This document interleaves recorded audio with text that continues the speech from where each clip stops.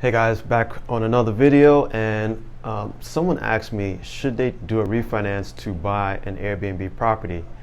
And I told them, I said it all depends. I think if you have cash in your home or equity in your home, and you want to use that cash to buy another property and do Airbnb, first you have to look at the numbers, right? So what is the loan to value are you going to get on that cash, on that equity that you have in your home? Will it be enough to put a down payment on an investment property?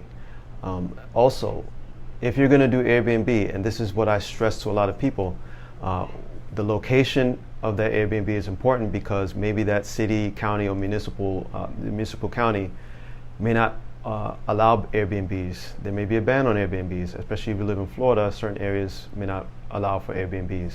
That, or you have to get a permit. Also, if you're going to put a down payment on an investment property, say if you can't do an Airbnb, say for instance that county decides later that they don't want to do Airbnbs in the neighborhood, can you rent the property out and cover the mortgage?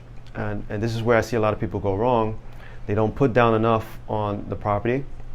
They don't check the rental rates in the neighborhood, and later they find that they can no longer Airbnb, and the rents do not support the mortgage. So now they're upside down, and they have to pay. Well, not technically upside down, but they are in the minus. So they have to come up with a little bit extra to cover the mortgage. So you want to do the rental rates in the area that you're buying, so that way, if you cannot do Airbnb, if you put a tenant in there, it's going to cover your mortgage, and you don't have to come out of pocket. So that's the other thing that you have to look at. Now, the other thing too is, if you're doing Airbnb, you have to remember that this is a hospitality industry. So, are you going to manage the Airbnb? Are you going to come in, do the cleaning? Are you going to invite do the check-ins for the guests, do the check-outs for the guests? So, all these things require a great deal of attention, and these things do affect your rating and how people leave testimonials on the Airbnb platform, and is what drives people, based on the Airbnb algorithm, to choose your property.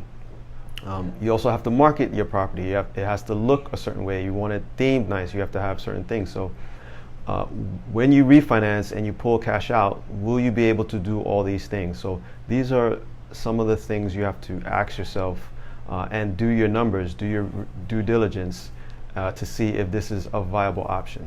Now, I'm not saying that you shouldn't do it, but I'm just saying you need to do your numbers and you need to do your research. So in the short run, taking out cash or refining to take out cash to do an Airbnb, I think is great if all those other terms and factors are in alignment.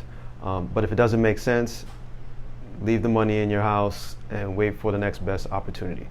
So if you guys have any other questions on this particular topic, as far as refinancing to do Airbnb, leave your questions in the comments below, and I'll be sure to answer them for you. Thanks for watching.